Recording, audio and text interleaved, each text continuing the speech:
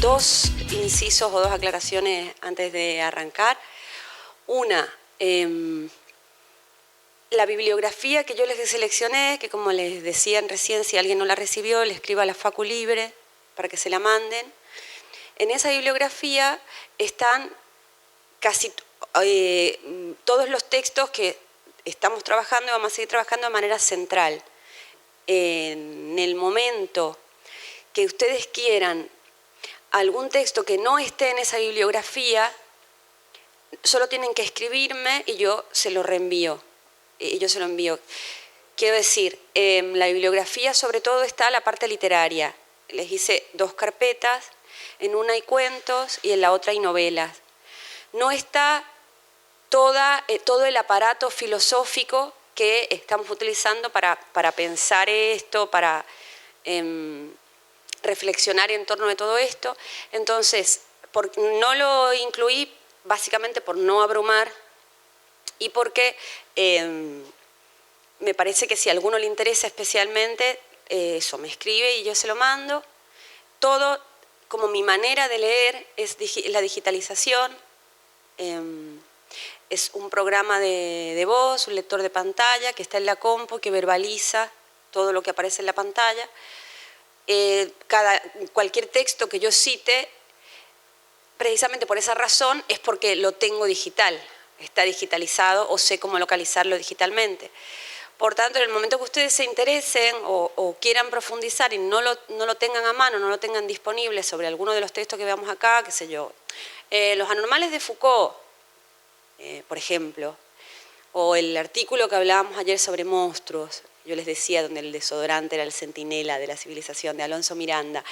Me escriben, tienen mi correo en el programa del curso, pero bueno, es romuber, con B corta, 82, @gmail.com. Me escriben, tanto para eso como para cualquier otra bibliografía que a lo mejor necesiten específica sobre algo, y si yo les puedo echar una mano o buscar algún texto que por ahí les resulte interesante, avisan y bueno, nos comunicamos de esa manera en estos 15 días que vienen entre estas dos clases y las otras, y después cuando termine el curso también.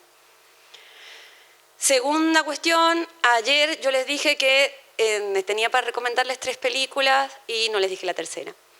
La tercera era, me gusta mucho más el nombre original, que es el nombre con el que se tradujo al español de España, que es Alguien voló sobre el nido del cuco, porque es más misterioso.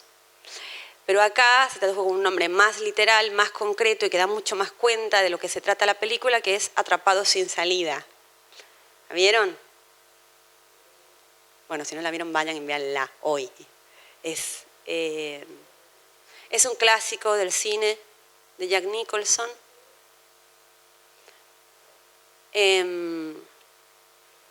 Es una institución psiquiátrica en la que aparece un personaje que tiene en cuenta que las personas que están ahí, él incluido, tienen deseos. No solo tienen necesidades concretas, alimenticias, y bueno, y busca la manera de que se pueda estar a gusto ahí, de que ya que se tiene que estar encerrado ahí, se pueda estar a gusto. Pero claro, una institución de encierro no plantea el encierro como una forma del estar a gusto, ¿no? Del estar bien. Si uno está encerrado porque tiene que estar mal, ¿no? Entonces, bueno, se choca, el personaje protagonista, Jack Nicholson, se choca con la institución y bueno, da lugar a este Atrapado sin salida de la película, terrorífica y maravillosa a la vez.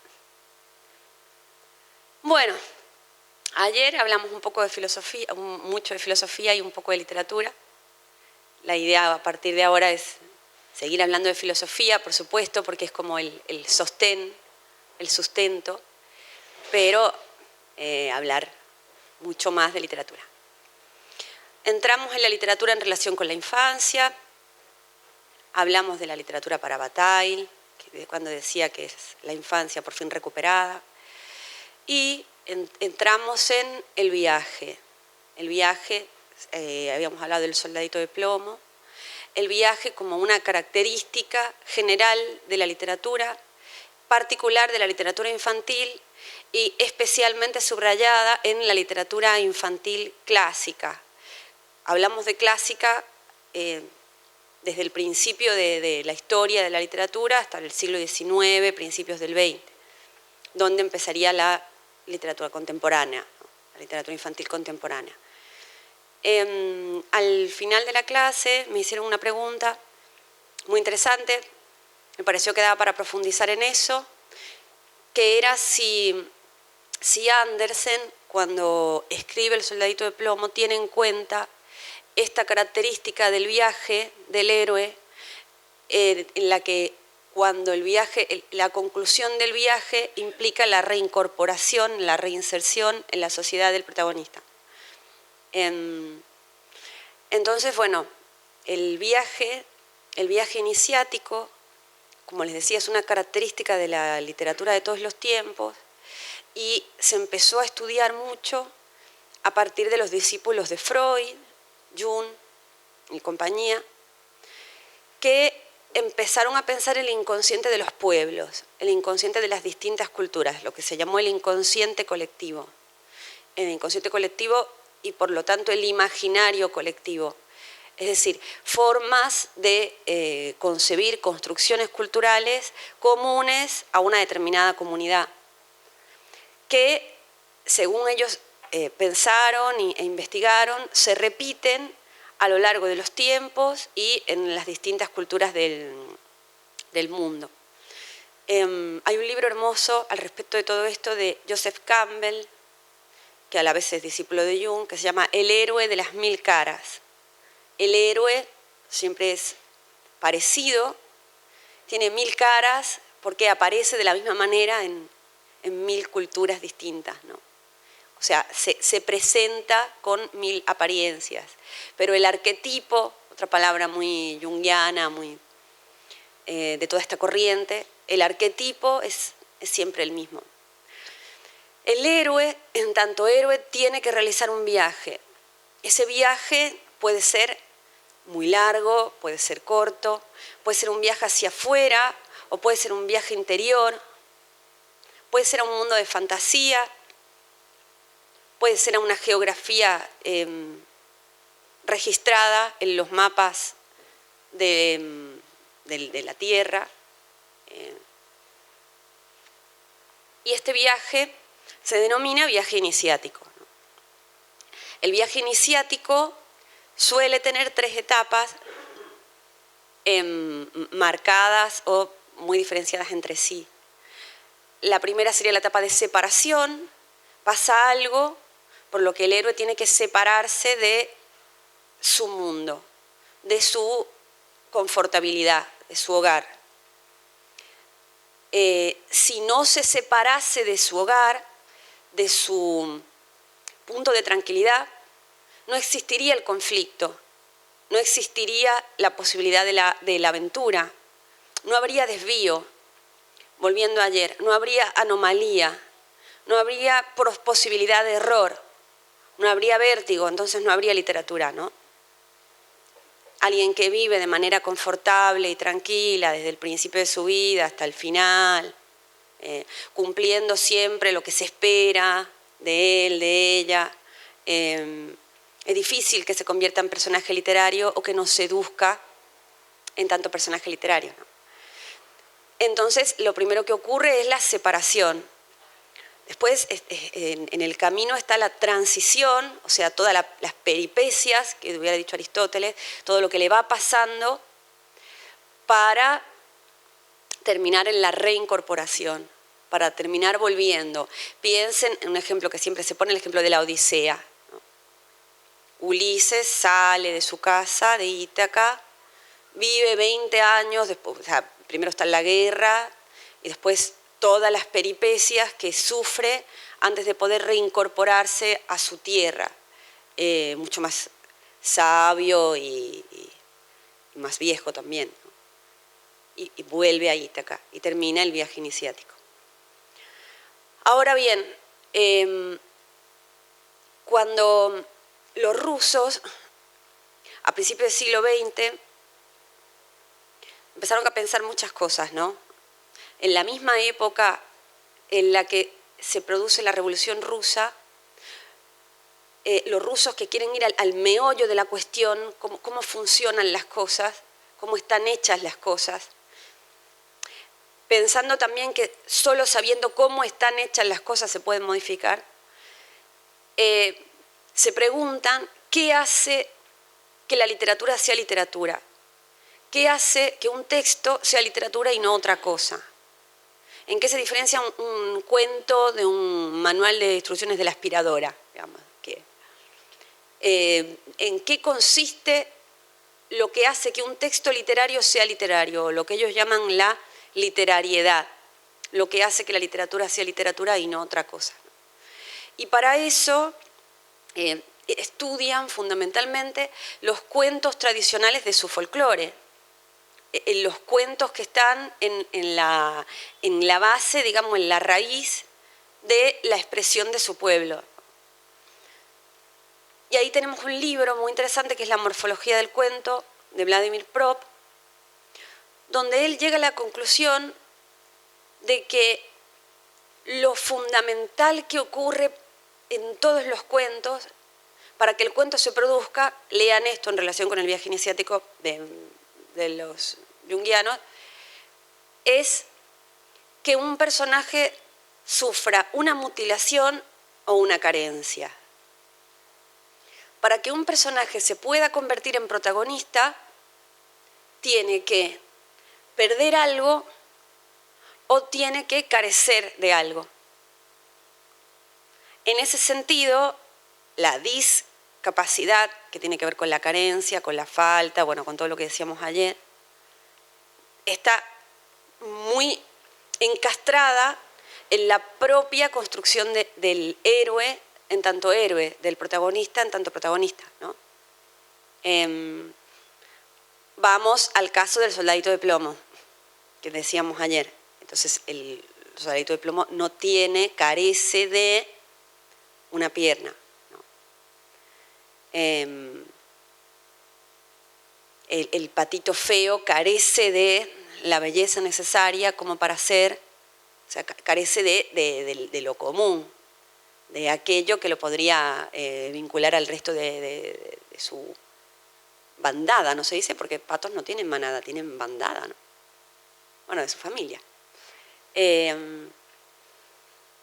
Entonces, es la carencia, es la falta, lo que hace que alguien se convierta en héroe.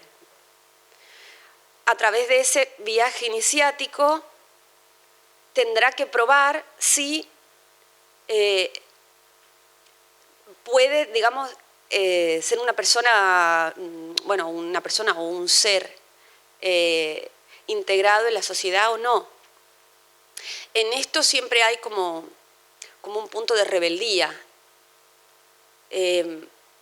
Caperucita carece de compañía a la hora de atravesar el bosque y también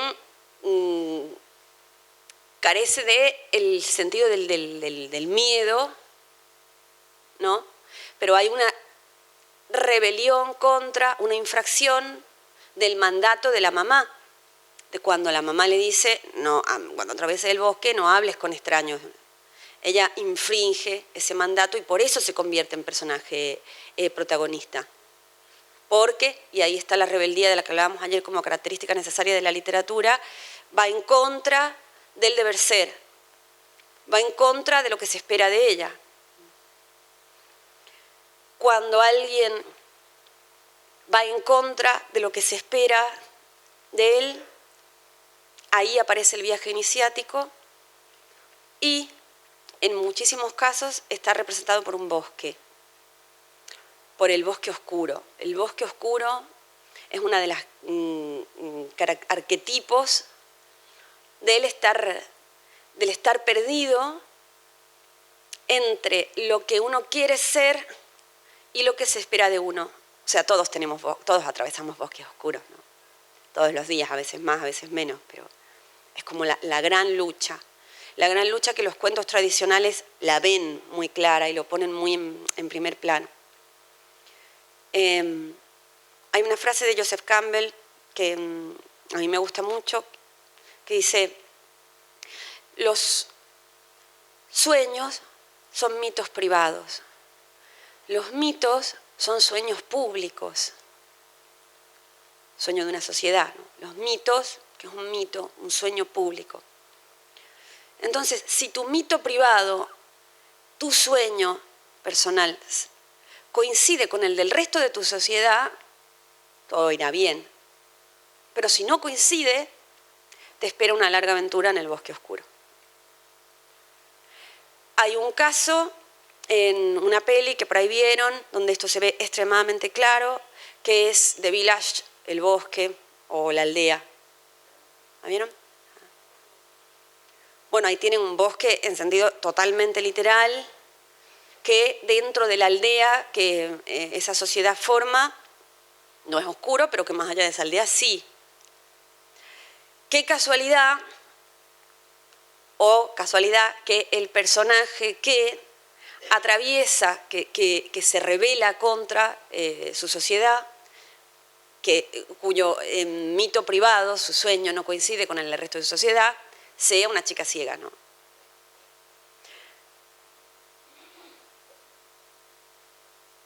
Bueno, el viaje aparece en los cuentos y también aparece muy fuertemente en las novelas. Ahora vamos a los cuentos y a las novelas a lo largo de la historia. Hoy en día, lo vamos a ver después, la literatura contemporánea modifica en cierto modo estas premisas. Se acabó el tiempo de los exploradores, se acabó el tiempo de las tierras inhóspitas y desconocidas.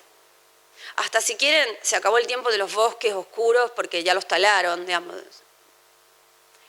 Se acabó, como dicen los filósofos de la posmodernidad, el tiempo de los grandes relatos. Pero bueno, ahora todavía hoy, en esta clase estamos en los grandes relatos. Los grandes relatos están, por un lado, en los cuentos, que como decíamos se parecen todos, mucho, de las distintas tradiciones. En la tradición occidental tenemos 3 grandes colecciones de cuentos, la primera de las cuales es del siglo XVII. Bueno, en realidad tendríamos 4.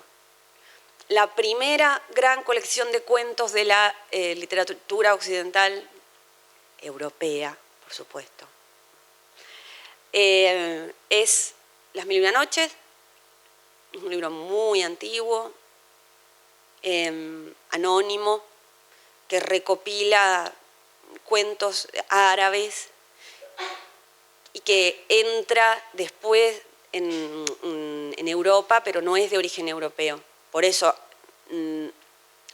sería una tradición, una herencia extranjera. En Las Mil y una Noches tienen cuentos como Alí Baba, digo, de los famosos, ¿no? Alí Baba, Sinbad, Aladino de la lámpara maravillosa. Ya entrando en lo que es la tradición fuertemente europea, a finales del siglo XVII está Perrault, en Francia, que recopila los cuentos de su tradición, digamos, los cuentos que le contaron, y los pone por escrito. Quiero decir que no es autor, no es la figura del autor. Él lo que hace es transcribir lo que está en su cultura. ¿Para quién? Para los cortesanos, para las gentes de la corte. Son un poco picarones los cuentos de Perrault, picarones y a la vez moralizantes, digamos. Por ponerles un ejemplo, que seguramente conocerán, La Caperucita de Perrault. Caperucita empieza siendo un cuento de Perrault, por más que tiene millones de versiones, pero la versión de Perrault, a ella se la come el lobo, ¿no? No hay, digamos, no hay cazador, no hay vuelta, se la come el lobo, pero No, nadie la salva. Nadie la salva, se la come el lobo y... Sí, sí, claro.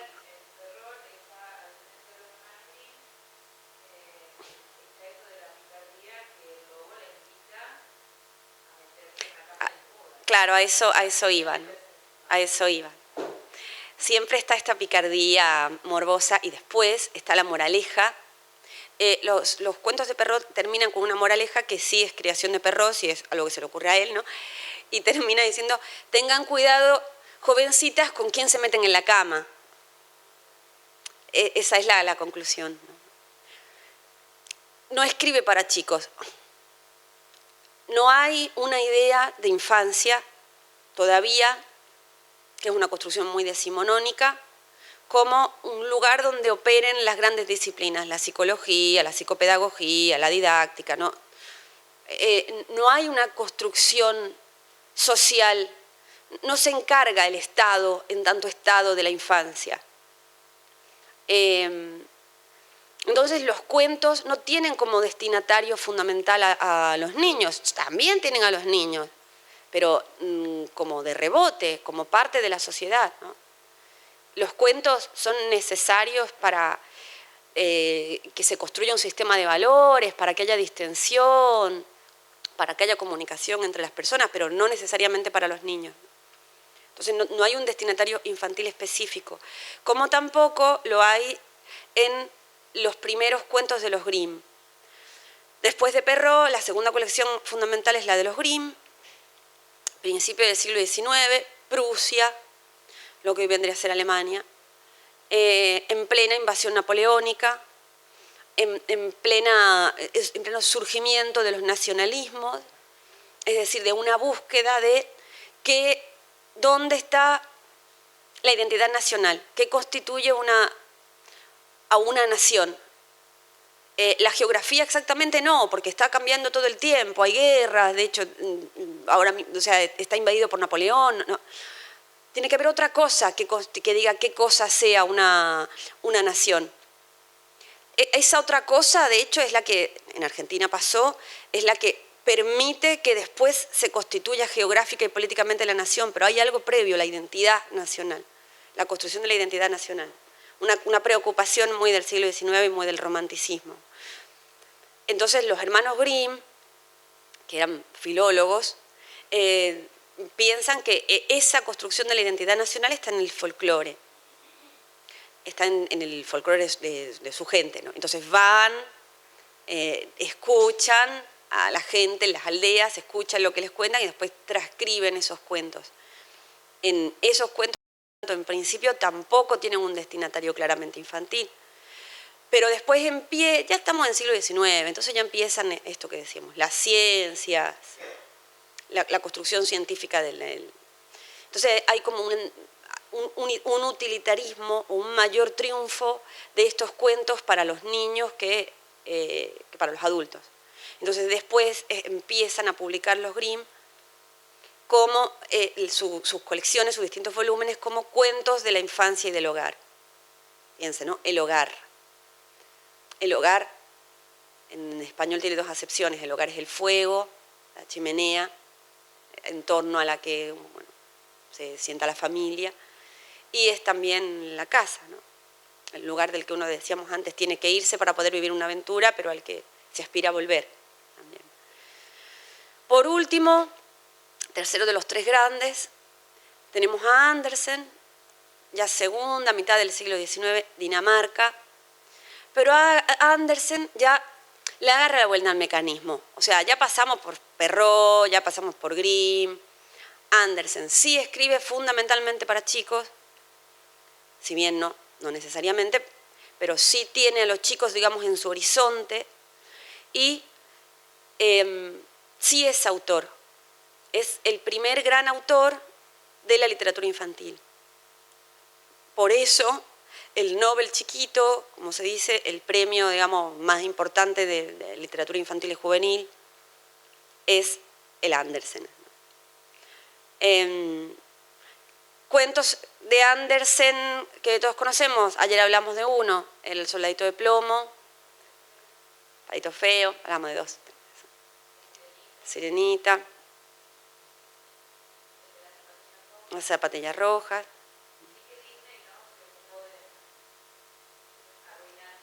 Claro, Disney, sí.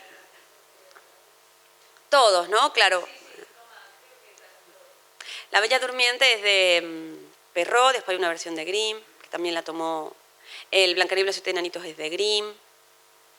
Cenicienta tiene una versión Perrault y otra Grimm. Si les interesa, es como muy divertido ver las distintas versiones. Grimm, por ejemplo, no hay a la madrina en Cenicienta, es la mamá directamente, que está enterrada debajo de un avellano. Entonces el que nutre de cosas a Cenicienta, de los zapatos, el vestido, es el avellano. Del avellano salen estas cosas. O sea, es más directo, más duro. Sí.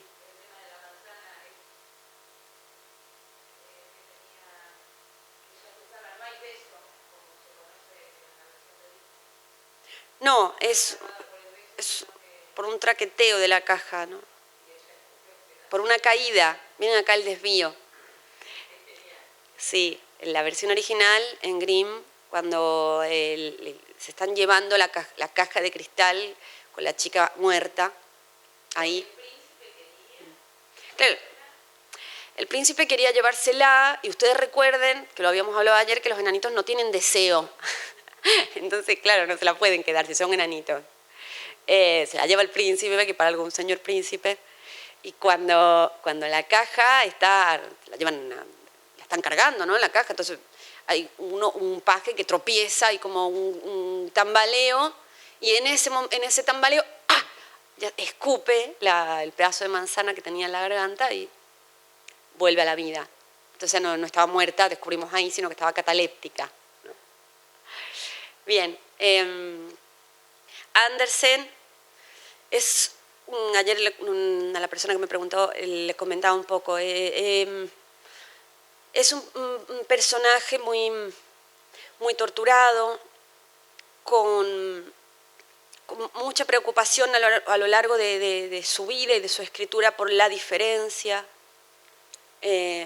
por lo raro, por la discriminación, y por eso aparecen estos personajes en lugar protagónico, en desventaja por cuestiones de discapacidad más fuertemente que si bien aparecen todos todo el tiempo, ¿no?, pero que en Grimm o que en Perrault.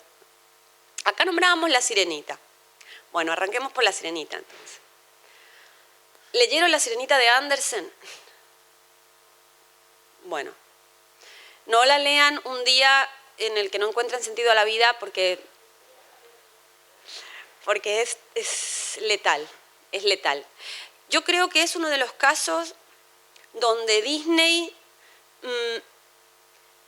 trató con más insistencia de tapar el original, de borrar el original, porque el original es abismalmente duro. Entonces es uno de los casos donde Disney le fue en contra con todo al original. La versión Disney sí la tienen en la cabeza, ¿no? Bien. ¿Cuál sería la versión Disney? O sea, ¿qué es lo que relacionaría con la temática del curso este a Ariel en Disney? En Andersen no tiene nombre, es La Sirenita, con la discapacidad?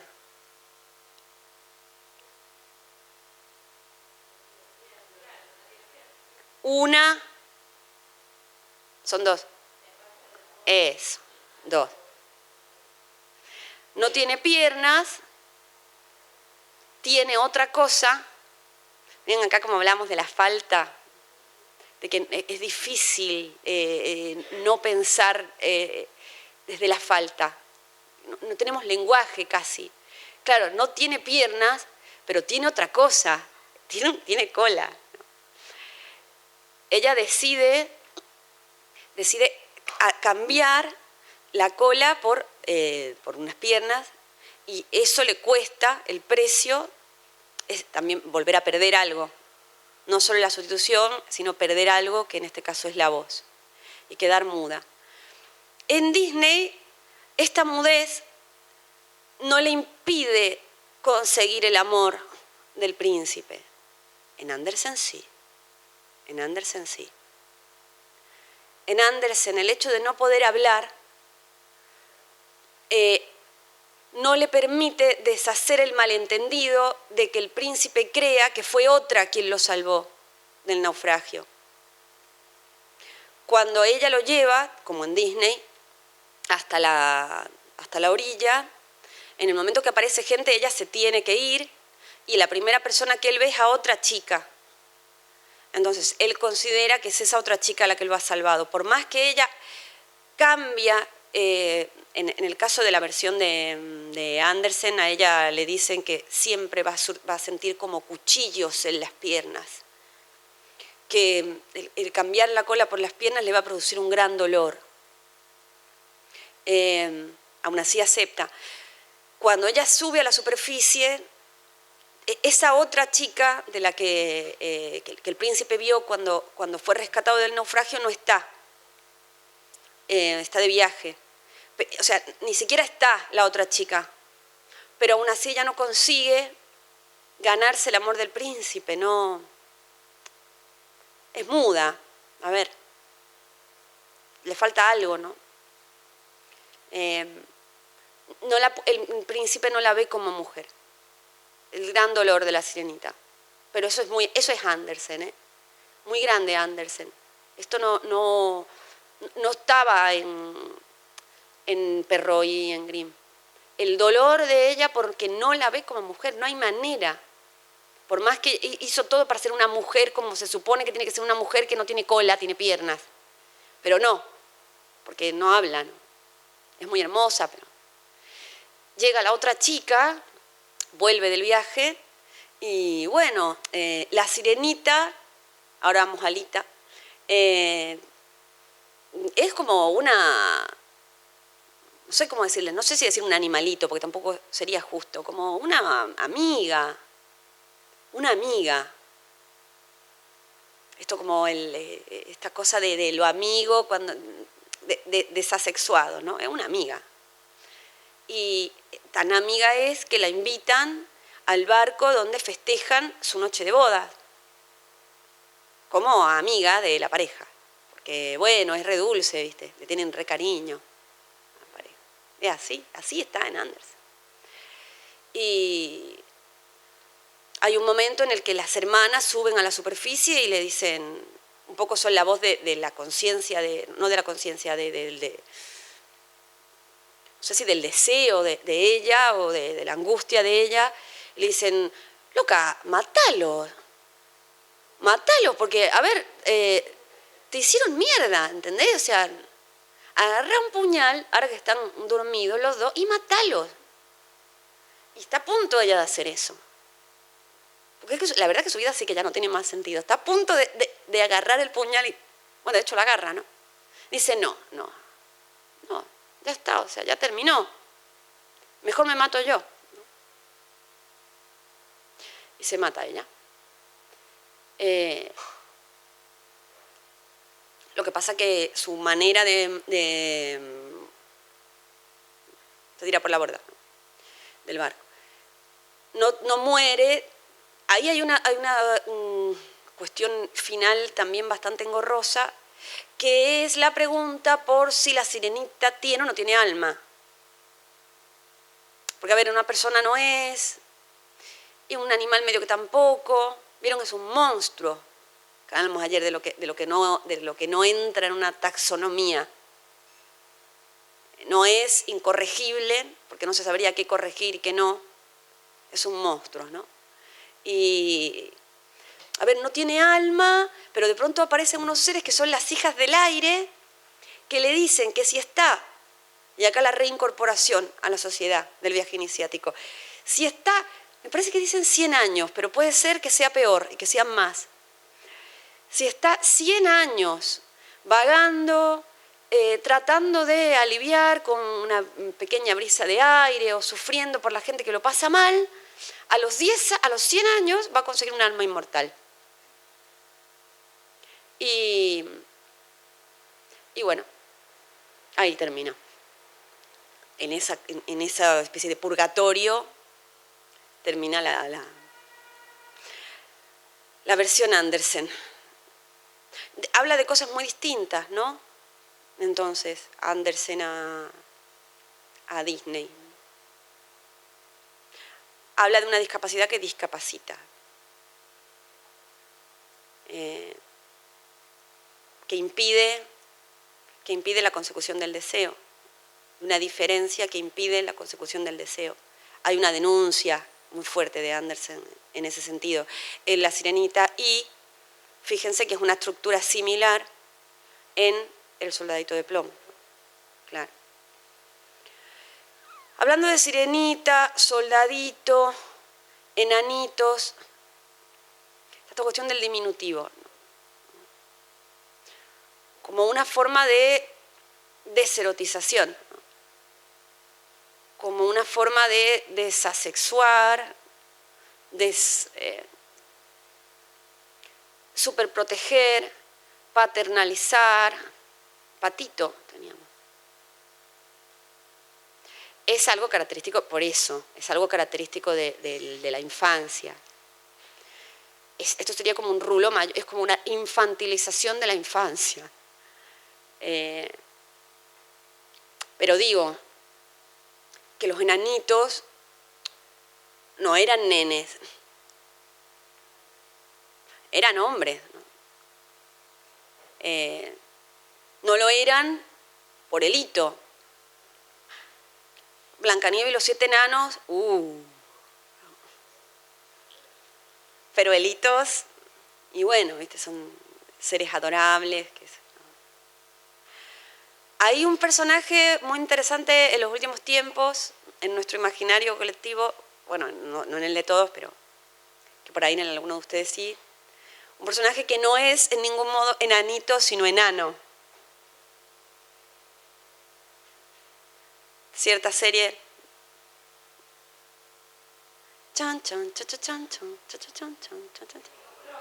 Esa. Game of Thrones, claro. Ahí está Tyrion. Detrás de Tyrion están un montón de cosas de las que hemos estado hablando, ¿no? Tyrion es un personaje que todo el tiempo se burla de los discursos en torno a la discapacidad. Todo el tiempo se burla y lo sufre, obviamente, no es un superado, ¿no? Pero todo el tiempo se burla del a pesar de, se burla del gracias a. Es como, y bueno, sí, gracias a que soy enano, aprendí un montón de filosofía. O, pero a pesar de que soy enano, tengo un porongón, cuando se pone zafio para molestar, ¿no? Nada que ver con los enanitos. Hay otro cuento de Andersen que estaba ahí en la bibliografía con un personaje pequeño, que es Pulgarcita, también Almendrita en algunas. ¿Ese leyeron? O ese todavía no lo tomó Disney, ¿no? Faltan cuentos a Disney y sin embargo creo que ya se le está acabando la imaginación. Lo último que hizo que yo recuerde de adaptación de clásicos es Frozen, que es una versión muy, muy alejada, pero que lo toma como base de un cuento de Andersen, que es La Reina de las Nieves. Claro. Está muy alejada porque La Reina de las Nieves es un personaje antagonista en Andersen y Disney como que lo mezcla un poco, en fin. ¿Qué importa tanto Disney? ¿No? Sí importa. Importa porque configura cultura, porque no sabemos las historias de Disney y no los cuentos originales, ¿no? Y por lo tanto está muy metido en la cultura. No lo podemos, es como Dios, digamos. Eso puede ser atea, pero bueno, a Dios lo tenés metido hasta los ovarios, ¿no? Rosario en el ovario, ¿no? Así que Disney es bastante parecido, ¿no? En ese sentido. Pulgarcita. ¿Pero conocen la historia?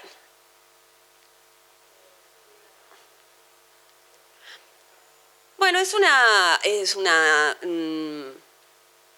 mujer muy chiquitita, que al principio es una nena, que una señora que no puede tener hijos le es concedida esta criatura, esta mini personita, que en un momento determinado es robada por un pájaro, me parece que es robada porque es entendida como un objeto hermoso. Hay distintos personajes a lo largo de su viaje iniciático que la interpretan como trofeo. Acá, si quieren, la lectura desde el feminismo de Pulgarcita es interesante también, ¿no? Como que nadie la piensa a lo largo de su viaje como sujeto, ¿no? Como sujeto de enunciación, como capaz de decidir, capaz de desear, capaz de decidir sobre qué hacer. Hay diferentes tipos que no son hombres, sino que, por ejemplo, primero es un pájaro, después un sapo, después un abejorro, después un topo, que la quieren para mujer, la quieren para pareja. Son todos horribles, brutos, feísimos, insensibles, porque hay una cuestión con la sensibilidad, que ella es un personaje muy, muy sutil, ¿no? Y le gusta la naturaleza y cantar. El último de los cuales, el topo, que se quiere casar con ella, incluso no quiere proteger a una golondrina que se está muriendo de frío porque se quedó rezagada y no pudo irse con sus compañeras. Pulgarcita sí cuida a esta golondrina a las espaldas del topo, mientras el topo anda preparando su casamiento por el que nunca le preguntaron, ¿no? Está como secuestrada. Hay mucho secuestro en los cuentos tradicionales. Y la golondrina, cuando ella la cuida y la salva de la muerte, del frío, la tapa, le da agua y un montón de cosas así, se la lleva con ella a otra tierra. En esa otra tierra, Pulgarcita descubre que todos los integrantes del mundo al que la lleva la golondrina son minis, son igual que ella. Son igual que ella. Esa es la única tierra donde es posible la felicidad. Me parece, esto es mi interpretación, pero bueno, aparece demasiado a menudo esta pregunta. Me parece que es una pregunta muy fuerte de Andersen. O sea, la única posibilidad de felicidad es que todos seamos iguales, ¿no? Porque acá Pulgarcita como que está todo bien, porque en la tierra a la que va, por fin, son todos chiquitos, son todos igual que ella, y ella es como, además, ya habíamos dicho que es especialmente linda, pues eso ya es normal, típico final de cuento tradicional, se queda con el príncipe de esa tierra, ¿no? Pero la cuestión es esa, es como la única posibilidad de ejercer, si quieren profundizar un poco más, ya no solo de ser feliz, sino de tener algún derecho, de que tu voz sea escuchada, de que tu deseo sea reconocido como tal, que es entre iguales, ¿no? Entre anatómicamente iguales, si quieren, porque esto es una cuestión completamente anatómica. Hay otro caso de personaje muy chiquitito, que estamos con los chiquitos, que es muy distinto, así lo deben tener más, que es Pulgarcito.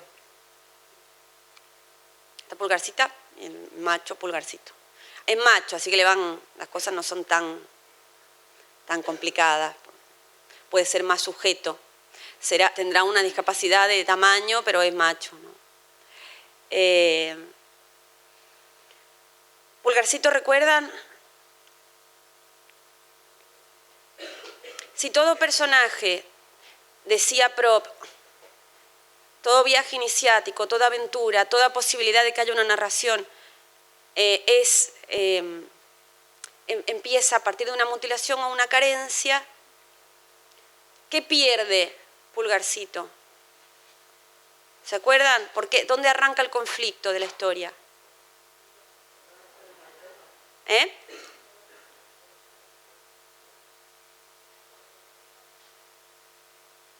¿Se acuerdan de las miguitas de pan y eso, no? Bueno, entonces, ¿por qué él se vio obligado a tirar miguitas de pan? Claro. Claro, ¿por qué lo echan de la casa? Ajá, sí, así es. Acá es muy literal esto de Propp. Pierde el hogar. Ya les dije que los cuentos tradicionales ponen las cosas muy en carne viva. No tienen rodeo, tienen 3 páginas para contar algo fundamental, no cuentan boludeces. O sea, van a lo central, a hierro, ¿no? O sea, Entonces al tipo y a los otros 6 hermanos, porque ellos son 7, el 7 aparece por todas partes porque es 7 hermanos, ellos son 7 hermanos, dijimos 7 enanitos, porque es el número que representa la totalidad. Como que le podría pasar a cualquier otro, podría ser de cualquier otra manera, es el número del todo. Porque es el número que implica todas las direcciones. Porque, a ver, contemos. 1 arriba, 2 abajo, 3 adelante, 4 atrás, 5 izquierda, 6 derecha, 7 hacia adentro. 7 hermanos son. Y los echan de la casa, no pueden mantener, como decía acá la compañera, tal cual. Entonces, una cosa muy interesante de Pulgarcito es que su problema, o su mutilación, su carencia, no es la cuestión física. O sea, no es problemático, no es el centro del conflicto. Sí es el centro del conflicto su diferencia física en Pulgarcita. Sí es el centro del conflicto en el soldadito. Sí es el centro del conflicto en el patito feo. Sí en la sirenita. No en Pulgarcito. Es una característica del personaje. Es muy chiquitito, porque es el más chico de los 7 hermanos y por ahí no los alimentó bien. Está como medio deslizada esa posibilidad, pero es muy chiquitito. El conflicto es otro. Sí está esto de, eso sí está, el a pesar de. A pesar de, en Pulgarcito se ve muy claro el a pesar de y el gracias a, ¿no? A pesar de ser muy chiquitito, es súper inteligente, es el más vivo de todos los hermanos. Gracias a que es muy chiquitito, puede esconderse en los lugares sin ser visto. Tiene estas 2 cosas. Pero el conflicto central no pasa por ahí, pasa porque efectivamente los echan de la casa. Es un viaje iniciático muy claro, donde están todas las figuras que vimos muy claras. Porque ¿dónde se pierden los chicos? En el bosque. En el bosque oscuro, ¿no? Desde luego, su sueño, que es tener un hogar, no coincide con el del resto de su sociedad, es decir, su familia. Entonces queda el bosque oscuro. ¿Los echan por 2 veces? Sí, sí, claro. La primera de las veces que los echan, la artimaña, la astucia de Pulgarcito los salva porque, claro, va deslizando piedritas blancas, ¿no? La segunda vez no, porque no encuentra piedritas y entonces se le ocurre tirar miguitas de pan, que bueno, se la comen los pájaros. Ahí aparece. Esto yo me olvidé de decirles antes. En el centro del bosque, oscuro, en la tradición del viaje iniciático y demás, de los arquetipos, ahí está la prueba. Está la prueba a superar, porque si no uno quedaría perdido en el bosque y chau. Si esa prueba se supera, ahí puede acabar bien el viaje. Caperucita no la supera en Perrault, sí en Grimm, dijéramos. Pero hay algo en el centro del bosque. En el centro del bosque suele haber una casa. Una casa, un castillo. En la aldea, una reserva, una cosa así hay, ¿no? Pero algo hay. En Hansel y Gretel, que tiene un comienzo muy parecido al de Pulgarcito, está la casa de chocolate. En Pulgarcito está la casa del ogro, ¿no? La mansión del ogro. Es él el que consigue salvar a sus hermanos y a sí mismo de las garras del ogro, y además consigue robarle toda su riqueza. Esa riqueza que él roba, que es una riqueza físicamente representada por plata, pero simbólicamente representada por la riqueza del capital simbólico de la astucia del chico, digamos. Es la que les permite volver a casa. Como vuelven a casa con un montón de plata, ya no los echan más. Y además él se convierte en emisario del rey, porque tiene las botas de 7 leguas, que recordarán que en un momento determinado le roba al ogro las botas de 7 leguas que le permiten viajar con muchísima rapidez. Bueno, ¿recuerdan lo que les decía ayer? Sí, claro. Bueno, eso les decía, que si querían que pensáramos algún personaje en particular. Gulliver sería una novela muy antigua, o sea, siglo XVII, principio de XVIII, muy larga, con muchísima filosofía en medio, muchísima digresión filosófica. No es una lectura fácil, no es una lectura de verano, no es una lectura veraniega, digo porque yo lo intenté, no. No es una lectura para leer junto en la playa. Uno puede decir, ¡ay, viajes de Gulliver! Bueno, mundos desconocidos, exploradores. No. De los viajes de Gulliver ha quedado en el imaginario colectivo 2 de sus viajes, que son un montón. Han quedado el de Lilliput, el país de los enanos, y el país de los gigantes. Y curiosamente, nunca entendí bien la razón, por ahí ustedes la pensaron o la podemos pensar, se lo ha relacionado muy fuertemente con la infancia y con la literatura infantil, cuando nada que ver.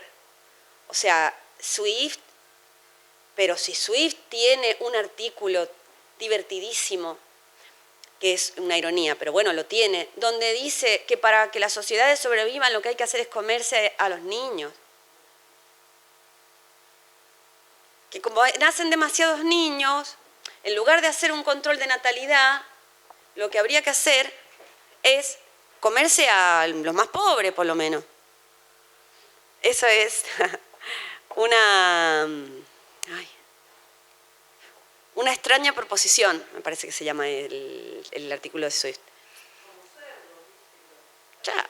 Y sí hay que criarlo, un criadero, y comerlo, y así se alimentarán los otros niños. Es lo que decíamos ayer del chiste. En chiste es esto de la biopolítica de Foucault, ¿no? Para que algunos vivan, otros deben morir. Para que el Estado pueda encargarse de que la vida, de proteger la vida, tiene que abandonar a otra población a la muerte. Pero bueno, quiero decir que Swift es un tipo serio, irónico, pero un tipo serio. No tiene a los niños como destinatarios.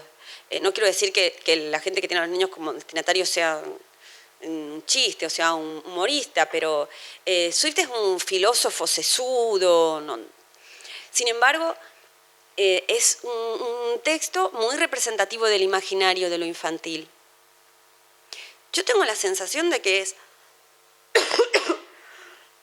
perdón, por el viaje, por esta caracterización tan fuerte del viaje en relación con la literatura infantil, y por los enanos, debe ser, ¿no? Por esto de los enanitos, del país de Lilliput, país fantástico, donde... Y después por los gigantes. No sé. Claro, claro, tal cual, sí, sí. Sí, hay muchos gigantes, sí, debe ser por eso. De hecho, ahora que lo pienso, hay más gigantes que enanos, tenés razón. Porque enanos hay, pero, bueno, gigantes, piensen en Jack, las habichuelas mágicas, fundamentalmente, pero los gigantes a los que destruye el sastrecillo valiente. Los gigantes, ¿los pensaríamos desde la discapacidad?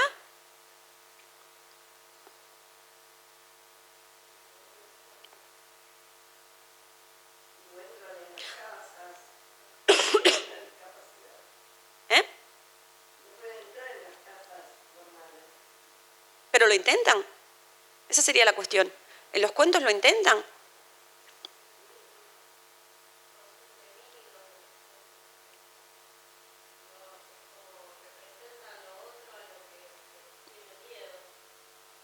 Claro, siempre están en ese lugar, ¿no? Como en el lugar del otro. No recuerdo yo en los clásicos a gigantes protagonistas.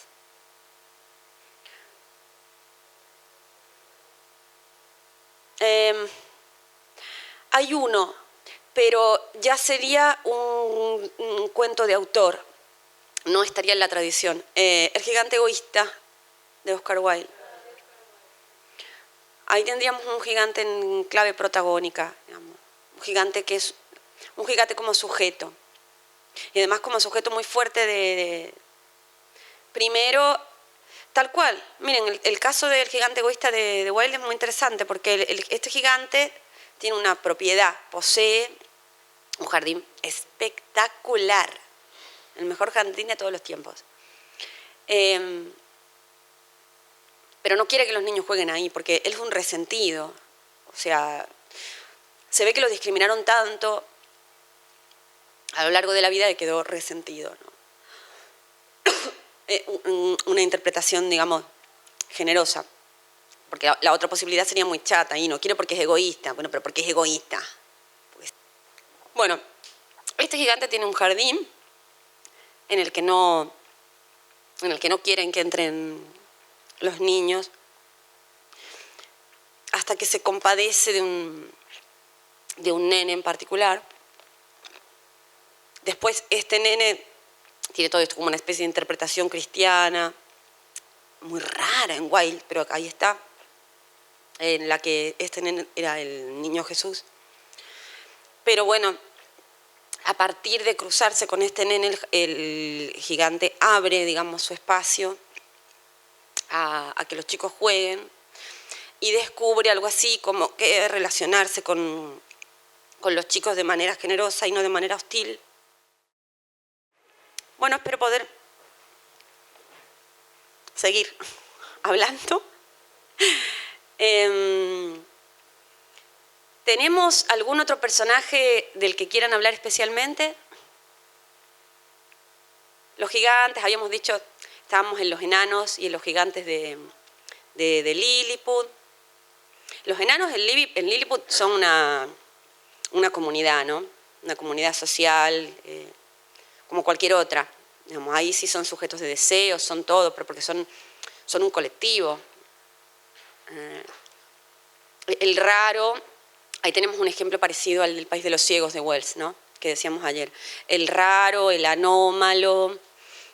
Ahí Swift todo el tiempo está diciendo que siempre es una cuestión de perspectiva, que el raro siempre es el que es diferente a la media, ¿no?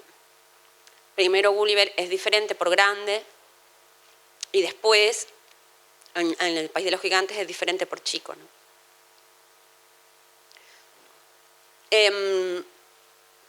Bueno, avanzamos entonces un poco más.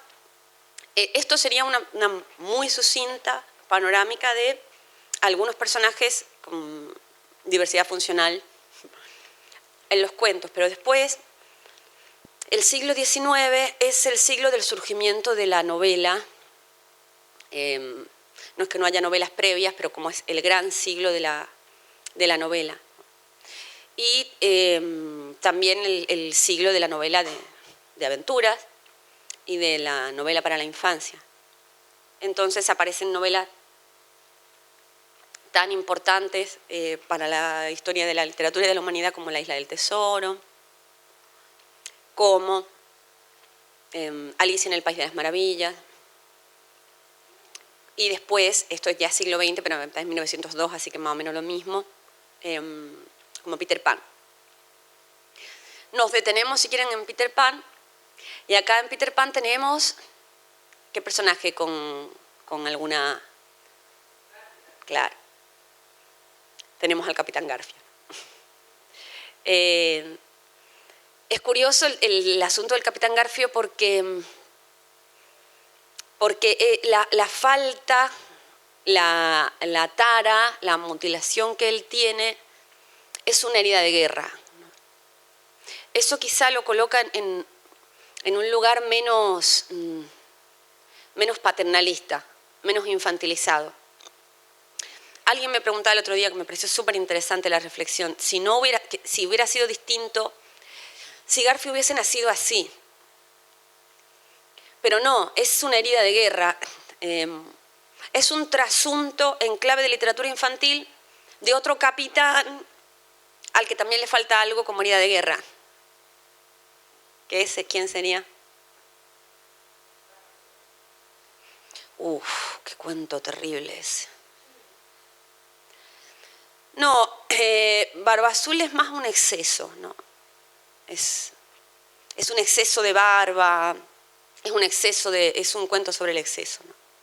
Un exceso de barba, un exceso de violencia, un exceso de riqueza, es extremadamente rico.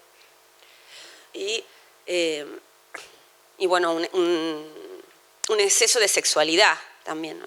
Es como agarra a las mujeres, las usa, las coge y las mata. Eso es Perrault. Perrault tiene dos cuentos muy interesantes, es otra temática, ¿no? Entre comillas, otra temática, pero tiene dos cuentos muy interesantes para hablar de abuso y de violación, que son Barba Azul y Piel de Asno. En Piel de Asno, la chica protagonista se va, su viaje iniciático arranca porque no quiere seguir, porque la quiere violar su papá, el rey. Bueno, en fin. No, un capitán importante en la literatura, al que...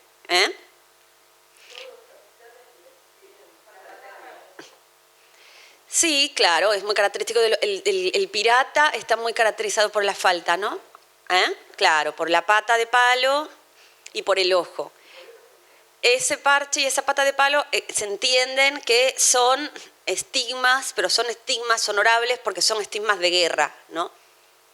No es que uno nazca pirata sin un ojo y sin una pata, que entonces más bien caería en una institución para tullidos, sino que eso es una marca de la salvajidad de la vida elegida, una consecuencia de la salvajidad de la vida elegida, de la marginalidad conscientemente elegida.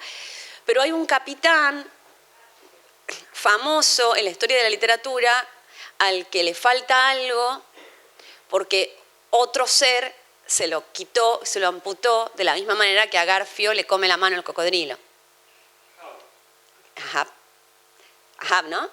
Claro, Capitán Ahab. Sí, en Moby Dick. El Capitán Ahab de Moby Dick es muy parecido. O sea, Garfio es un trasunto de Ahab, es un homenaje, ¿no? Si quieren, porque Moby Dick es anterior. Y hay mucho de Moby Dick en Peter Pan. El Capitán Ahab quiere vengarse de Moby Dick porque ella le arrancó una pierna. El Capitán Garfio es perseguido continuamente por el cocodrilo porque al cocodrilo le gustó la mano que se comió. Acá tendríamos, es muy importante la pata de Ahab, porque la pata de Ahab es de marfil y hay un capítulo alucinante en Moby Dick donde Ahab, para poder enfrentarse frente a frente, valga la redundancia, con la ballena se forja una nueva pata de marfil, macerada en sangre, Pero en fin, lo que quiero decir es que Garfio no es que no tenga una mano, sino que tiene un garfio. Ahí estamos con la cola y las piernas, ¿no? Hay un autor contemporáneo que viene la semana que viene a Rosario, que se está estudiando mucho en la literatura latinoamericana contemporánea, un autor, o sea, salimos de personaje a autor, que se llama Mario Bellatín, mexicano, que también tiene un garfio. Una de las dos manos es un garfio. Viene la semana que viene y me muero por tocarle el garfio. Sí, viene el 18 de agosto a las 6 de la tarde al Trocadero, al bar que se llama El Trocadero. Si les interesa, anótenselo porque no está circulando mucho. Calculo que para que no se masifique. Pero bueno, Mario Bellatín está exhibiendo, como hablaba Susi Shock ayer, poniendo la anomalía, la falta en primer plano como algo, erotizando la falta. Yo digo, quiero tocarle el garfio, me parece súper erótico, ¿no? Es la erotización de la falta. De hecho, el Capitán Garfio es un personaje muy atrayente, ¿no? Es el adulto atractivo contra el que se pelea Peter Pan. Creo que no por casualidad es tan central en la película de la segunda parte de Peter Pan que se hizo, que no por casualidad lleva su nombre, se llama Hook. Garfio, ¿no? ¿La vieron? Bueno, es la segunda parte de Peter Pan, donde en un momento determinado Peter Pan decide, con Robin Williams, decide abandonar la isla de Nunca Jamás. Claro, se hace adulto, decide crecer, claro. Y cuando crece, por determinadas circunstancias, vuelve, pero ya de adulto, al país de Nunca Jamás. Y ahí está Garfio, pero esta vez son los dos adultos. Bueno, el garfio, el hecho de que el Capitán Garfio tenga un garfio no lo discapacita tampoco en Peter Pan, ¿no? No es algo que lo ponga en un lugar de inferioridad, sino que casi lo hace más aterrador en tanto antagonista. Está planteado como antagonista. Y lo hace aterrador por lo que decíamos, porque ese garfio lo tiene a partir de una herida de guerra, no es una anomalía primitiva o... Bueno, está la gran discapacitada de la literatura infantil clásica, famosa por películas y series de dibujos, que es Clara, ¿no? Clara de Heidi, sí. Acá en Clara de Heidi...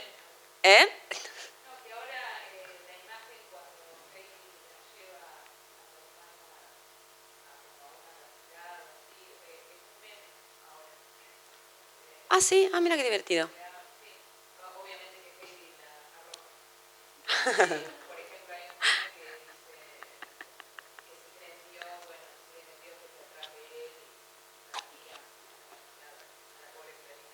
Claro. Bueno, Heidi es como el personaje que representa lo sano, ¿no? Lo sano, lo extremadamente sano, floreciente de naturaleza. Y ella también tiene su viaje iniciático, como todo personaje clásico, ¿no? Ella está en las montañas, es separada de las montañas, que es lo que ella entiende como su hogar. Tiene un proceso de aventura en el que su bosque oscuro es una casa gris de una ciudad industrial alemana, Frankfurt. Ese es el bosque oscuro de Heidi. Y ahí, en ese bosque oscuro, aparece su compañera de aventuras que está siempre vista a partir de Heidi. O sea, nunca aparece, o sea, Clara no es protagonista, ¿no? La protagonista es Heidi y Clara representa la enfermedad a la que no se está sabiendo rehabilitar. Digo, porque Clara, recuerdan el final de la historia, ¿no? Claro, Clara finalmente se rehabilita. O sea, a Clara le estaban dando una rehabilitación incorrecta. Porque no estaban teniendo en cuenta su deseo. Digo, se cruzan dos cosas distintas de las que hablábamos ayer. Por una parte, en Heidi sí hay una intención rehabilitadora, sí hay una visión rehabilitante de la discapacidad, pero a la vez esa visión rehabilitante tiene que ver con la escucha del deseo. Porque, a ver, Clara lo último que quería hacer es estar todo el tiempo encerrada en una casa, recibiendo lecciones áridas, de cosas que no podía experimentar personalmente, sin ver a menudo a la gente a la que quería, a su abuela, a su papá. Y es el encuentro con las montañas, con la naturaleza, que Heidi le ofrece, el que la hace poder volver a caminar. Pero vuelve a caminar, se desenferma, o sea, vuelve a la salud. Lo que tenía era una enfermedad, ¿no? Algo que no le era propio. Ella puede volver a su estado propio cuando recupera la salud y por lo tanto puede volver a caminar. En todo esto, Heidi, en tanto representante de la salud, es despierta, es divertida, de ahí el meme y todo el chiste al respecto. Es rebelde, es fiestera, es combativa, es fuerte. Clara, en cambio, bueno, es tranquila, es sumisa, enferma. ¿No?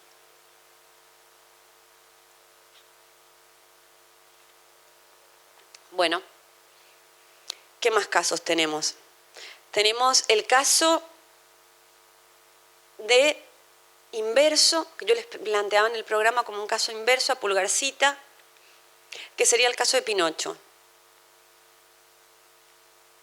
En Pinocho tenemos al que Foucault hubiese denominado incorregible. Alguien que está en la línea entre lo corregible y lo no corregible, pero al que se intenta corregir, ¿no? Pinocho es un muñeco de madera, pero que tiene vida. Puede hacer todo Pinocho a lo largo esto de cumplir una función. Pinocho todo el tiempo puede cumplir todas las funciones. Lo que pasa es que es diferente, ¿no? Como le falta carnalidad. Le falta carnalidad, le falta humanidad. La humanidad en Pinocho es algo... bueno, igual tiene una tara bastante considerable que sí le fastidia mucho la vida, que es el tema de la nariz, ¿no? Que esto de que la nariz crezca, hay una cuestión moral muy fuerte, ¿no? La nariz crezca en relación con la mentira. Él también es de mentira. Es un personaje de mentira porque es de madera. Lo que él quiere ser todo el tiempo, lo que el hada le promete que puede llegar a ser, si dice la verdad y se porta bien, tiene un comportamiento esperable, si se rehabilita, entonces podrá convertirse, y es el término que se utiliza todo el tiempo en la novela, se podrá convertir en un chico de verdad. Finalmente, acá en Pinocho también tenemos un viaje iniciático muy claro, ¿no?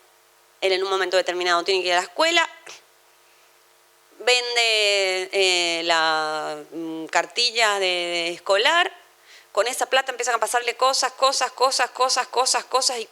y nunca va a la escuela, por supuesto, y no se puede reencontrar con el papá, porque el papá a la vez sale en su busca y es devorado por una ballena, y ustedes ya saben que se encuentran en el estómago de la ballena al final de la historia, ¿no?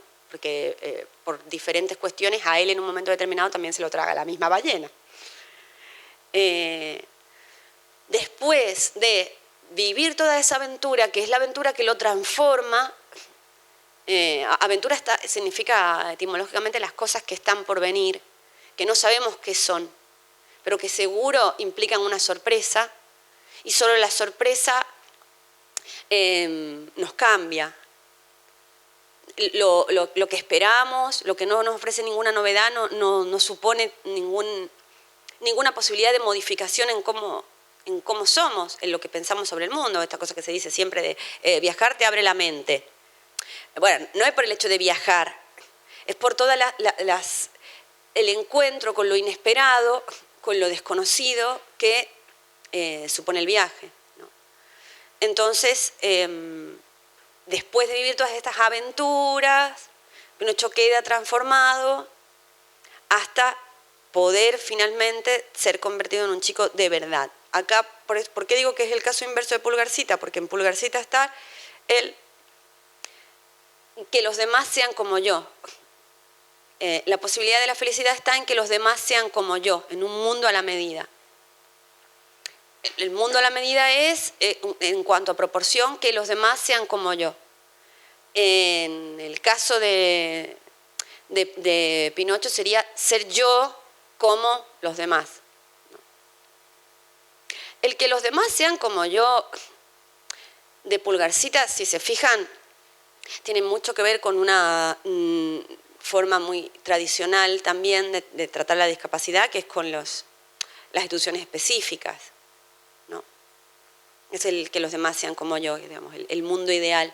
Una escuela en la que todos sean ciegos, una escuela en la que todos los chicos sean que no se sabe en qué saco meterlo porque son todos muy diferentes, entonces especiales. La última, que a lo mejor algunos de ustedes conocen, es un boliche para locos, acá en Rosario. Sí, no sé exactamente qué boliche es, pero es un boliche que un día a la semana es para locos y retardados. Como no se sienten a gusto en los boliches normales, porque claro, están locos, entonces hacen cosas raras y la gente los mira, además pueden ser peligrosos para la sociedad, o la sociedad puede ser peligrosa para ellos, esta cuestión del peligro. Entonces les reservan un boliche específico donde se pueden sentir bien, porque todos son iguales, aunque todos son diferentes, pero en fin, son todos raros, y pueden ir con sus acompañantes terapéuticos. Entonces, una de las cosas del acompañamiento terapéutico consiste en que si quieren, a mí eso me parece como una distopía o una película de ciencia ficción, pero está pasando de verdad.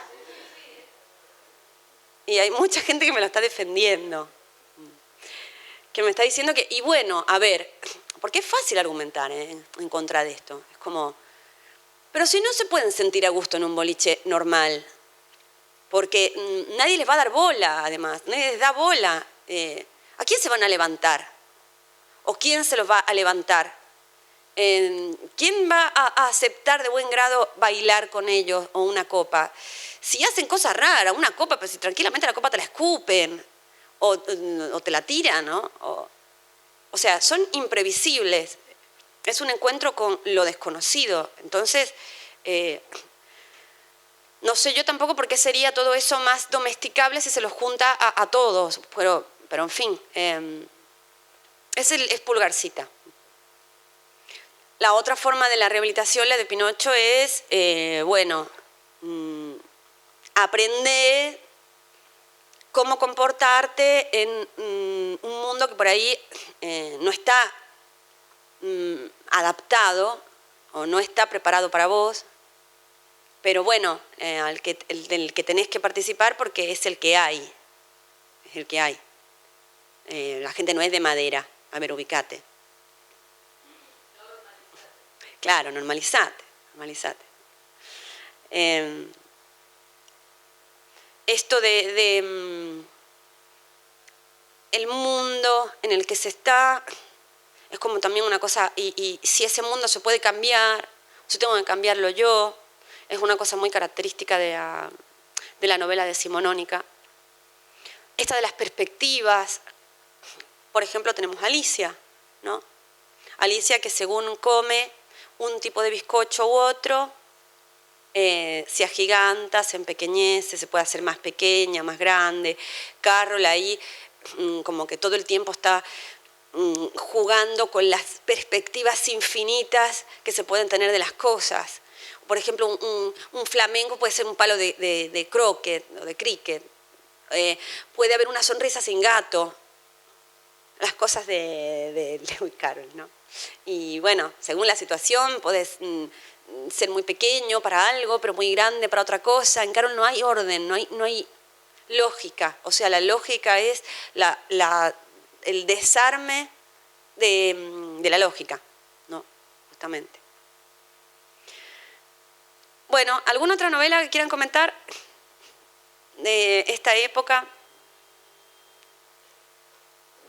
Los viajes de Niels. No sé si leyeron, que también están en los dibujitos. El nene que es muy malo y en un momento determinado es castigado y el castigo consiste en empequeñecerlo. Y no sé si lo vieron en algunos dibujos, que va por ahí en una oca, en un pato. Bueno, es Selma Lagerlöf, primera mujer ganadora del premio Nobel, principio del siglo XX, sueca. Él tiene que vivir también, justamente se llama Los viajes de Nils Holgersson, tiene que vivir su viaje volando sobre una oca por toda Suecia, viviendo un montón de experiencias para ubicarse, normalizarse y volver a casa y recibir como premio volver a ser un niño normal, no pequeño. Bueno, este sería un poco un pequeño repaso por algunas obras. Lo interesante es ver ahora cómo se va cambiando todo esto en el siglo XX y qué otras cosas aparecen. Van a aparecer las fábulas de la buena conciencia. Hablábamos ayer de cómo la literatura infantil siempre es un terreno muy complejo, porque por una parte, para hacer literatura tiene que ser irreverente, rebelde, desviada, anómala, menor. Menor es un término muy deleuziano. Como que para lo mayor viene a ser, bueno, lo poderoso, lo consensuado, lo normativo, están otros discursos, ¿no? Para lo menor, para lo que esos otros discursos silencian, para lo extraño, lo incómodo, está la literatura, que es un género de lo menor. Piensen en el caso de lo infantil es más menor todavía porque se habla como para los menores. La literatura, y ahí volvemos a Mai Kammen. Mai Kammen tenía dos extranjerías, ¿no? Una de las dos extranjerías es que le preguntan si ella es extranjera y otra era que yo se los conté en una lengua extranjera dentro del propio español, porque se los conté en otra modalidad del español, en un sevillano más cerrado, por eso les costaba seguirlo e interpretar hasta qué punto yo me estaba haciendo la subnormal o hasta qué punto era una manera sevillana de decirlo, ¿no? La literatura, dice Deleuze, crea en la lengua una lengua extranjera. Consiste en hablar la lengua propia como extranjera. Es una forma desviada, tarada, tullida, excesiva, defectuosa, oblicua de la lengua común. Es la ruta, la literatura en sí es la ruta de lo anómalo, la ruta de lo exuberante. Pero en la literatura infantil es un tema eso, porque por otra parte la literatura es un discurso que se usa para inscribir a los niños en la cultura a la que pertenecen.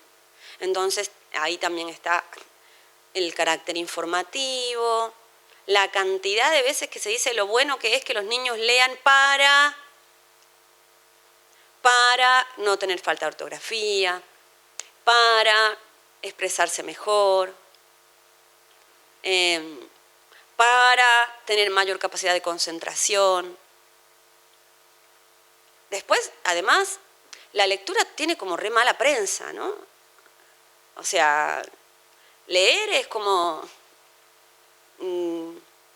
algo que te hace como súper inteligente, pero te hace nerd. Como estar leyendo en lugar de estar... O sea, ¿por qué estar leyendo en lugar de estar jugando a ladrón y policía?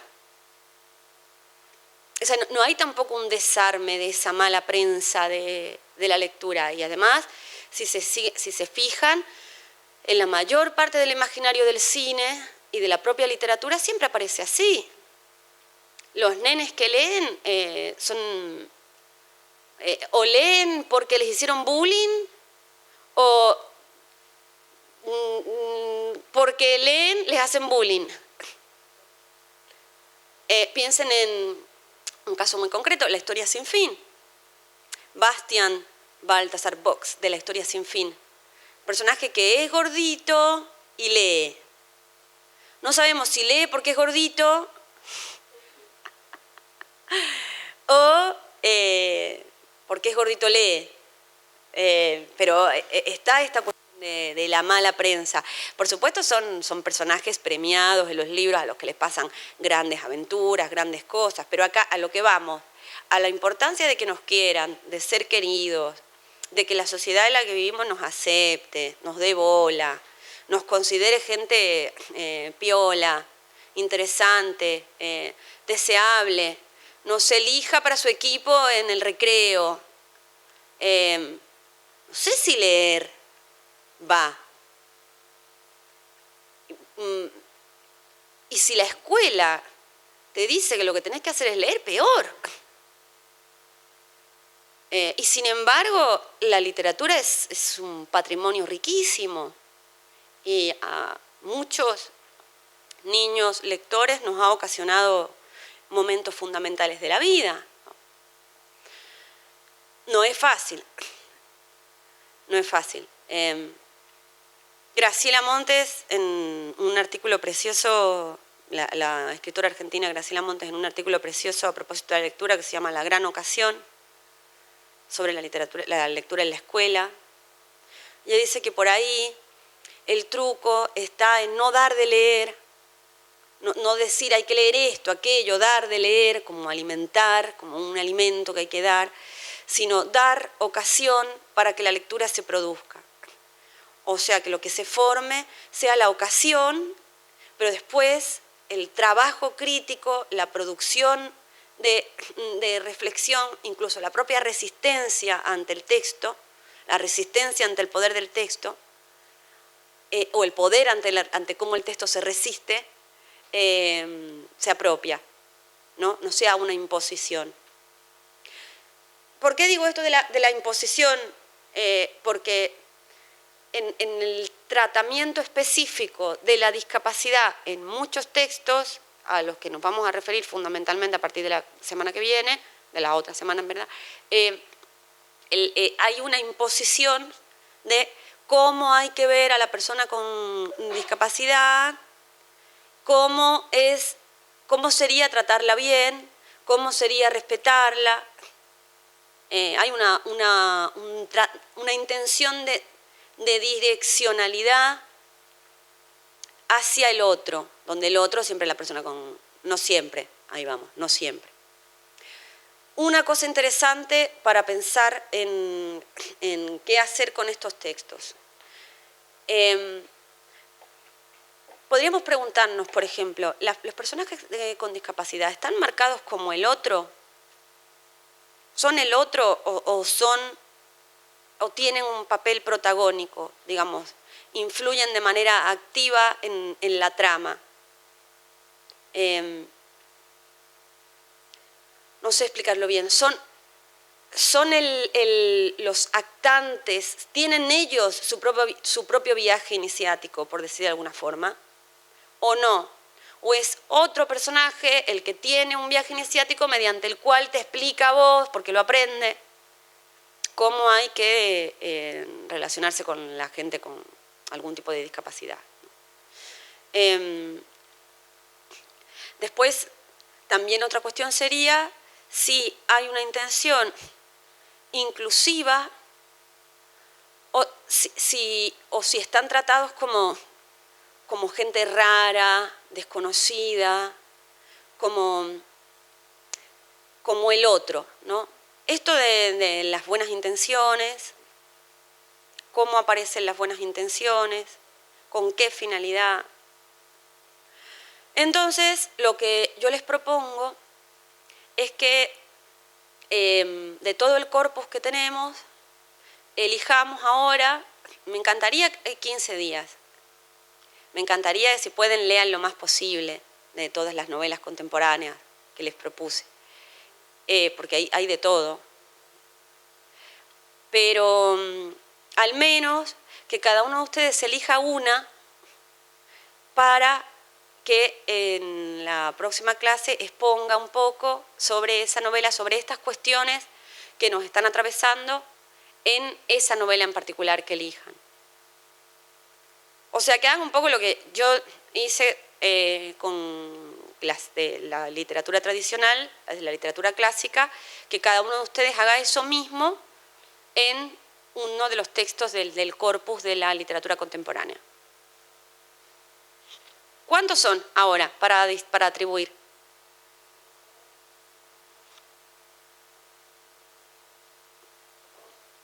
¿12? Bueno, genial, porque son 12 los textos. Así que van a tener uno para cada uno. Es una manera medio truchonga de... bueno, como no saben de qué van, por ejemplo, les pregunto cosas como, ¿alguien quiere trabajar un texto de literatura argentina?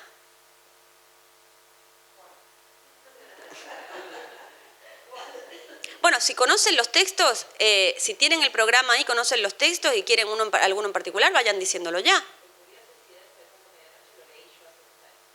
¿Querés el curioso incidente del perro a medianoche vos? Bueno, curioso incidente del perro a medianoche ya está atribuido. ¿O querés leer otro? ¿O aprovechar para leer otro? Bueno, pero listo. Vos trabajá el curioso incidente del perro a medianoche. Es mi favorito. Bien, ¿algún otro quiere algún texto en particular que le llame la atención el nombre? Hay distintas discapacidades. ¿Alguien quiere trabajar, por ejemplo, específicamente con sordera? Tenemos sordera, ceguera, retraso mental.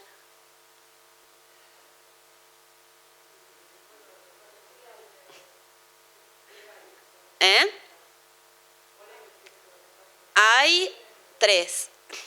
El secreto de Casiopea, a ver qué título te gusta más, que es literatura argentina además, de Cristina Colombo. El secreto de Casiopea, un texto clásico, el primero que suele citarse cuando se habla de la discapacidad mental en la literatura infantil, que es No os llevéis a Teddy, y uno que está cruzado con la ciencia ficción, que es Flores para Algernon. Bueno, ustedes vayan anotándose su texto. Listo. Flores, sí, pero se lo acaban de llevar. El curioso incidente del perro a medianoche. Sí. Bien, tenemos Flores para Algernon. Vos, que también querías mental. Secreto de Casiopea, ¿tenéis secreto de Casiopea o no os llevéis a Teddy? No os llevéis a Teddy. Listo. De Baby's Heart Astar, tiene un nombre rarísimo este señor. Flores para Algernon es de Daniel Keyes, es un libro norteamericano del que también se hizo una peli que yo no vi, pero tengo muchas ganas de ver, a ver si la veo esta semana, que se llama Charlie. Y es ciencia ficción. ¿Querés el mundo de Bell dictar? Ceguera. Es un chico ciego. Bueno, mundo de Bell dictar. Teníamos, así nos ordenamos, el tercero de mental, que es El secreto de Casiopea, de Cristina Colombo. No, no lo tomó nadie todavía.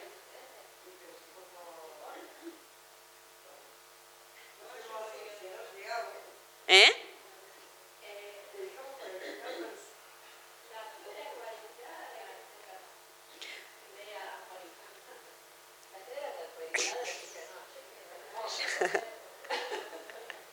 Qué bueno que lo escuchaste esta noche. La cebra cuadriculada no la estamos atribuyendo porque lo tienen en audio, tardan 5 minutos en escucharlo y es un poco para que lo escuchemos todos, porque no es tomarse el trabajo leer una novela. Sí, el secreto, todas esas son novelas. Sí.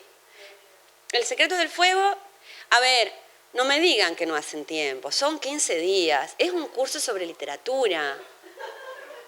Sí, se trata de leer acá, porque si no es como todo para qué, o sea, no significa nada ni sirve nada, porque sería como, si no tienen el tiempo para leer, sería como si buscasen en mí respuestas, que yo les hago como una especie de papilla hablando de infancia. Entonces, nos juntamos en 15 días. Yo no digo que hagan tiempo para leer todos los libros, pero son 15 días para leer una novela, que no son novelones porque es infantil.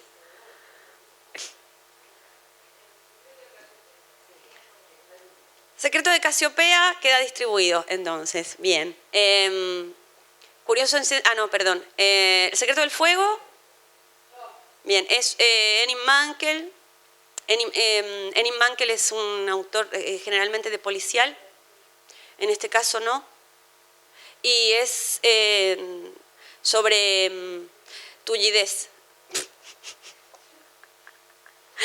Es que ya dijimos que yo a la gente que le faltan partes del cuerpo, además, ¿qué pena esto de la falta? Bueno, es sobre eso, sobre caminar. Hablando de problemas a la hora de caminar, hay otro para distribuir en ese sentido, sobre silla de ruedas. Caro dice, de una autora argentina que la está pegando muchísimo en los últimos tiempos, sobre todo por una serie para púberes, serie de libros y serie de televisión, que es Caídos del Mapa. María Inés Falconi, pero este libro es Caro dice. Caro dice, bien, genial. El Cazador de Estrellas no les puse en el programa, pero tienen del mismo autor, que sí lo puse en el programa, Ojo de Nube. Ojo de Nube de Ricardo Gómez. ¿Querés ese? Ese es ceguera. Óyeme con los ojos, como bien dijimos ayer, claro, viste, obviamente, si los ciegos ven con las manos, los sordos oyen con los ojos. Está clarísimo, ¿no? Óyeme con los ojos. ¿Eh? ¿Te quedás vos con óyeme con los ojos? Listo. Palabras de caramelo, sordera también. Gonzalo Moure. Gonzalo Moure es un autor, igual después pueden googlear sobre su autor en Wikipedia, pero Gonzalo Moure es un autor español que se ha ganado todos los premios del mundo sobre literatura infantil, muy prolífico. Y acá tenemos 2 libros de Gonzalo Moure. Uno es Palabras de caramelo y El síndrome de Mozart. Sí, sí.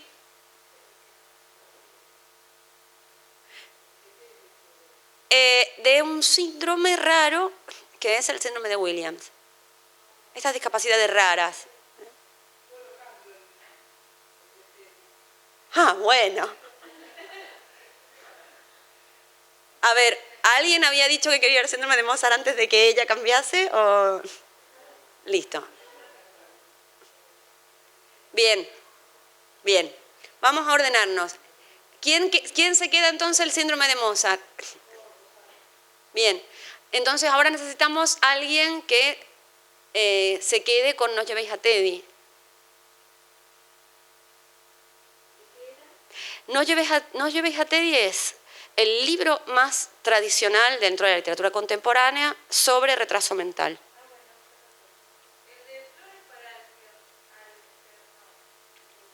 Sí.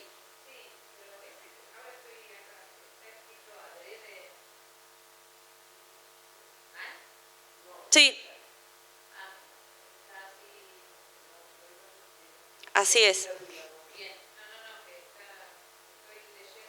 Así es, así es. Está bien, como vos bien has dicho. Está escrito, es by Kahneman. Bien. ¿Qué nos queda?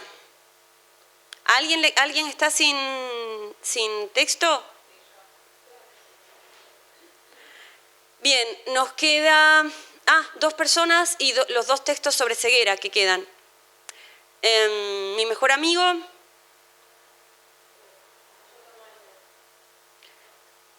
Y, ok, vos tomás ese.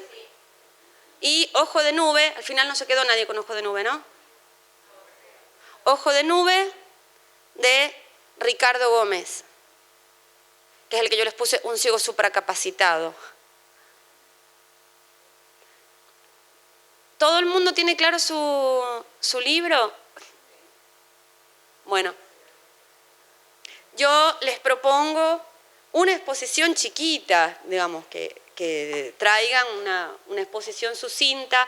No hace falta que cuenten, porque si no, obviamente se nos hace muy denso, que cuenten el libro en general, sino dónde están los núcleos fundamentales para ustedes, de qué se está hablando ahí, de qué se está hablando, para qué se está hablando, con qué finalidad y qué función, si quieren, o qué lugar ocupa la persona con determinada discapacidad, si es o no es sujeto de deseo, si está pensado como sujeto o como objeto, porque si bien si la literatura puede verse como un documento, ¿no? Es como la suelen ver muchas veces la gente que viene de otras disciplinas. ¿Cómo se hablaba en el siglo XVII? Leemos el Quijote, para ver cómo se hablaba en el siglo XVII. ¿Cómo se trataba la discapacidad en el siglo XIX? Analizo cuentos clásicos. Pero también hay otra vuelta, que quizás es hasta más rica, que es cómo la literatura configura nuestra manera de relacionarnos con la discapacidad o la diversidad funcional. Cómo es la propia literatura la que funda formas, y en la relación de la discapacidad y la escuela, acá lo van a ver muy claro en muchos de estos libros, forma la escolarización de determinados personajes, en determinadas circunstancias. Entonces, un collage en cada una de estas novelas.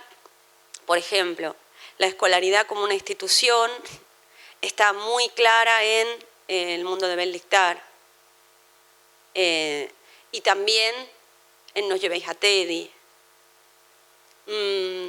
El gracias a y el a pesar de está muy claro en Ojo de Nube, en el síndrome de Williams. En el síndrome de Williams de Mozart está puesto muy en discusión eso, pero está ahí. En Óyeme con los ojos.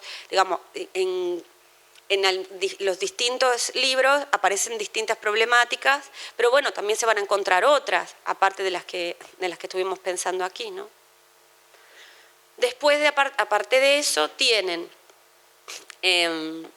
La cebra cuadriculada.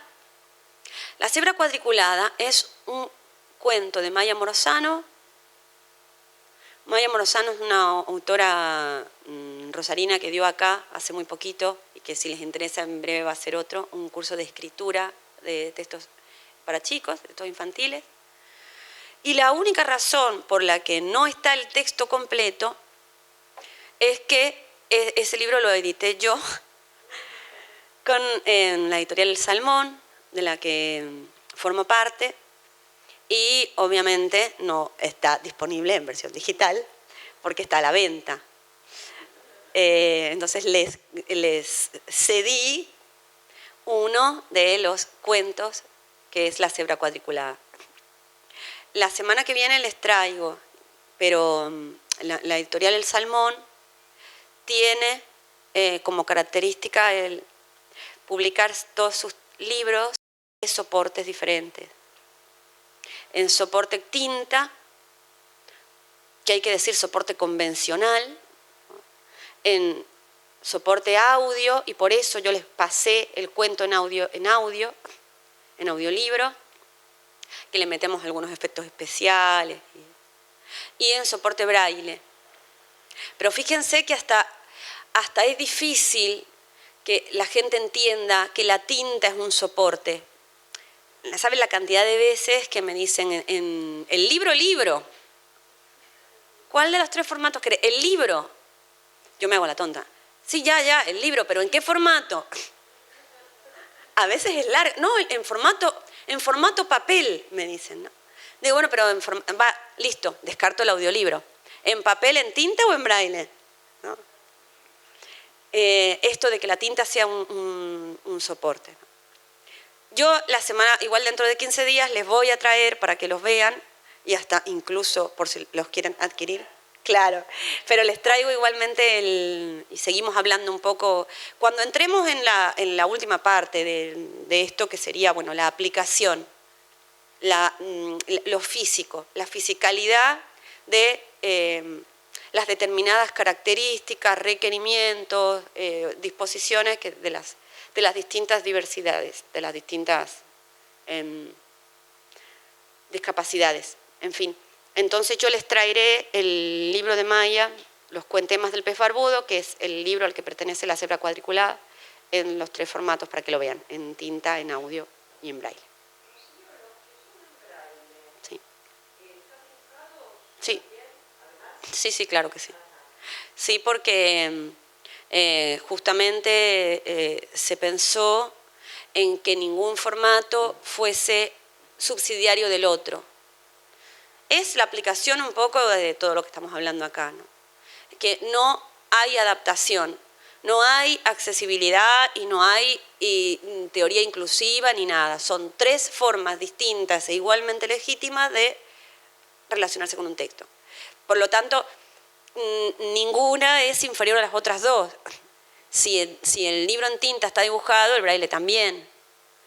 Y la versión audio tiene algunas bondades, digamos, algunas características de disfrute que no tienen el braille y la tinta, que son, por supuesto, escuchar la voz de la autora, que es increíble como lee Maya. Es Maya la que lee, ¿no?